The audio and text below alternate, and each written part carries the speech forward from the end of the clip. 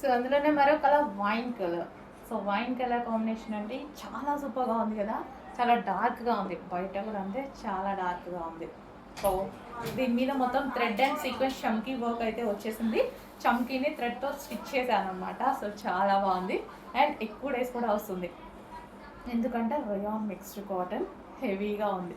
Fabric వచ్చేసి చాలా హెవీగా ఉంది.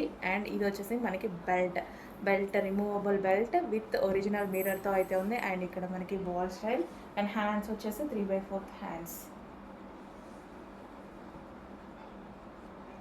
సో చూసుకోవచ్చు, డ్రెస్ కూడా చాలా బాగుంది. డార్క్ వైన్ అండి, చాలా డార్క్ వైన్, బయట కూడా చాలా బాగుంది, చాలా డార్క్ వైన్.